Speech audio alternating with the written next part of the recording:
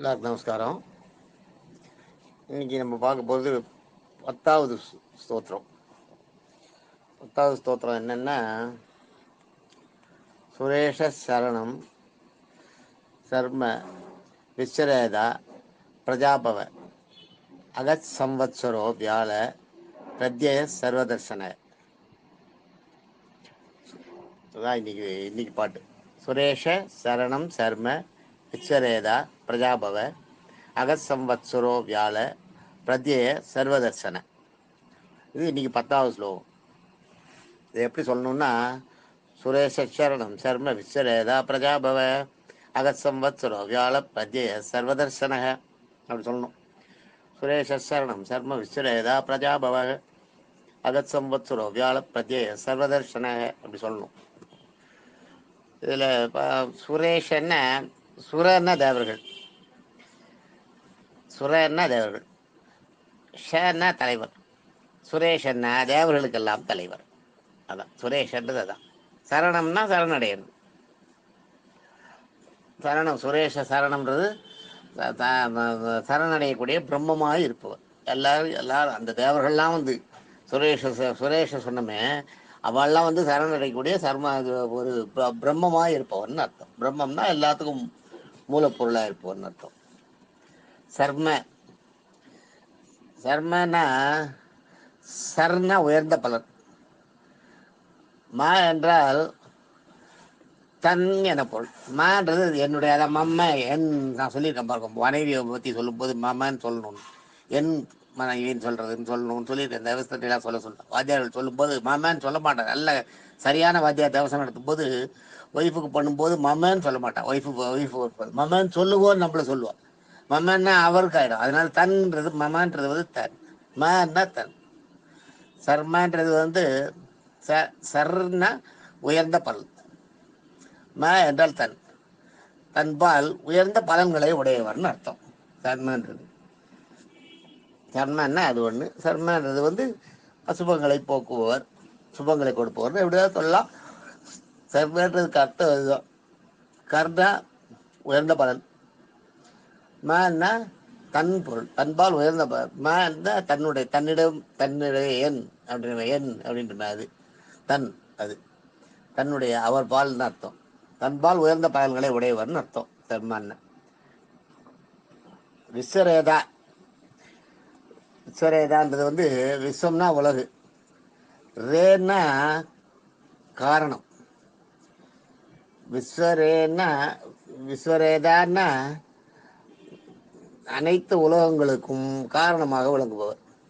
விஸ்வரேதான்றது ரேன்னா காரணம், உலகங்களுக்கு மூலம். விஸ்வரேதான்றது விஸ்வம்னா உலகம், ரேன்றது வந்து காரணம், அதாவது மூலப்பொருள், மூலமாக விளங்குபவர். இத்தனை உலகங்களுக்கும் இது உருவாகிறதுக்கு, அது இந்த மாதிரி ஆகிறதுக்கு மூலமாக இருந்து அதுக்கு காரண காரியங்களுக்காக தான் ஒன்று நடக்குதுன்னு சொல்லிட்டான் இல்லையா, அந்த காரணமாக இருக்கிறதும் அவர் தான் விஸ்வராஜா. பிரஜாபவ, பிரஜான்றது வந்து பிரஜான்னா படைக்கப்பட்ட பொருள். பிரஜான்னா பிரஜான்னா ஆதரித்தல், அவதரித்தல், இதோட சொல்லலாம் பிரஜா. பவன்றது வந்து பவன்னா படைக்கப்பட்ட பொருள். ஹன்னா அழித்தல்.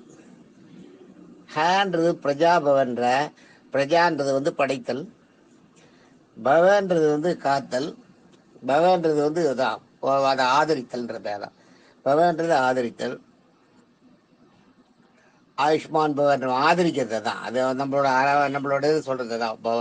பிரஜாபவ ஹன்னா அழித்தல். ஆக பிரஜாபவன்னா படைத்து காத்து அழிக்கும் சக்தியை உடையவர். எந்த ஜீவனையும் படைத்து காத்து அழிக்கும் சக்தியை உடையவர்னு அர்த்தம் பிரஜாபவ. அகன்னா பகல், ரான்னா இரவு, ரான்னா இரவு. அகன்னா ஆன்னா பகல், ஆன்னா பகல், ரான்னா இரவு. ஹேன்னா தெளிவு. ஹேன்றது வந்து தெளிவு. பகல் போது தெளிவா இருக்கும் இல்லையா, வெளிச்சத்தோட. அதான் அகன்றது வந்து பகல்ன்றது காரணம் தான். ஹேன்றது தெளிவு. ஹூன்னா குழப்பம். ஹூன்னா குழப்பம், ஹேர்னா தெளிவு. இதெல்லாம் நடுவில் நீங்கள் உங்களுக்கு சொல்றது நான் தெரிஞ்சுக்கணும். ரான்னா ராத்திரி இரவு, ஹேர்னா பகல். ஹேர்னா பகல், ஹேர்னா தெளிவு, ஹூன்னா குழப்பம், ரான்னா ராத்திரி. அதுபோல் இதில் என்ன அகன்றதுக்கு பகல் போல் தெளிவாக இருப்பவன் அர்த்தம். அடுத்தது வந்து சம்பத்சரம். சம்பத்சரம்னாலேயே கால நேர நிர்மாணங்கள். கால நேரம் தான் சம்பத்சரம். நம்ம இது தர்ப்பணம் பண்ணும்போதெல்லாம் நீங்கள் முதல்ல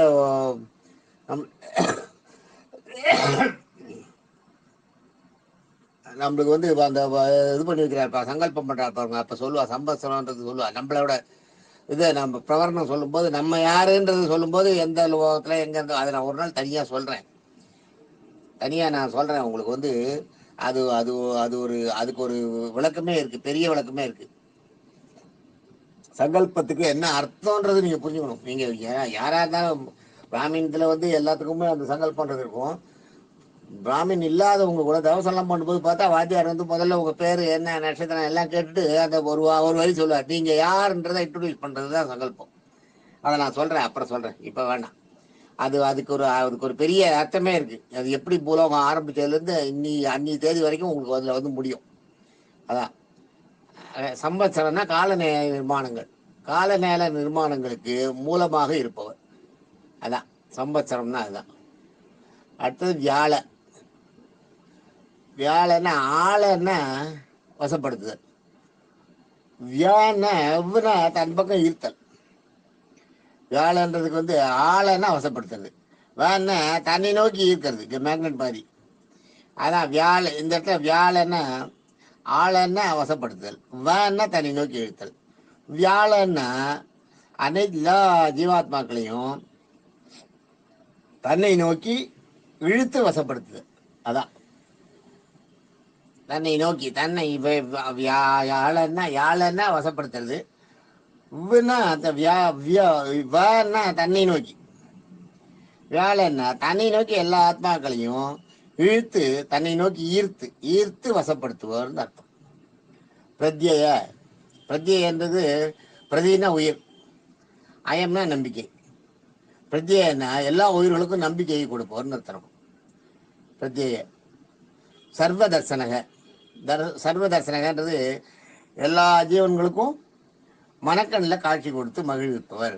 மனக்கண்ணில் காட்சி கொடுக்கக்கூடியவர். எல்லா ஜீவன்களுக்கும் உண்டு மனக்கண்ணில் காட்சி. ஆனால் நீங்கள் பார்க்கணும் அதை. அந்த பெருமாள் மேலேயே சிந்தனையாக இருந்தால் தானாக மனக்கண்ணில் வரும். சர்வதர்சனன்றது வந்து சாதாரண விஷயம் இல்லை. சர்வதர்சனன்றது நீங்கள் மனக்கண்ணில் காட்சி கொடுக்கறது வந்து எப்போ வரும்? உங்களுடைய 100% உங்களுடைய இது மைண்டு வந்து இதில் இருக்கணும், பெருமாள் சிந்தனையில் இருக்கணும்.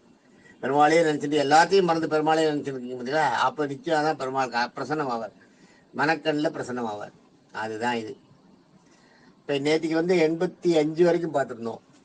இன்னைக்கு வந்து சுரேஷ 86, சரணம் 87, சர்ம 88, விஸ்வரேதா 89, பிரஜாபவ 90, அக 91, சம்வத்சர 92, இந்த வியாழ 93, பிரத்யேய 94, சர்வதர்சன 95.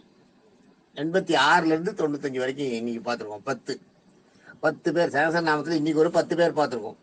ஆக இன்னைக்கு இந்த 10வது பாட்டு முடியும் போது, 10வது ஸ்தோத்திரம் முடியும் போது 95 பேர் நம்ம தெரிஞ்சுட்டோம். இந்த விஷ்ணு சகசரநாமத்தை கேட்கறதுக்குன்னே கொடுத்து வச்சுருக்கணும். அதுவும் இந்த மாதிரி ஒவ்வொரு பேருக்கும் ஒரு அர்த்தத்தை எல்லாம் நான் எனக்கு சொல்கிறதுக்கு முதல்ல எனக்கு வந்து 4 பேருக்கு சொல்கிறதுக்கு கொடுத்து வச்சுருக்கணும். இதை தாண்டி உங்களுக்கு இதையெல்லாம் காதில் கேட்கறதுக்கு கொடுத்து வச்சுருக்கணும்.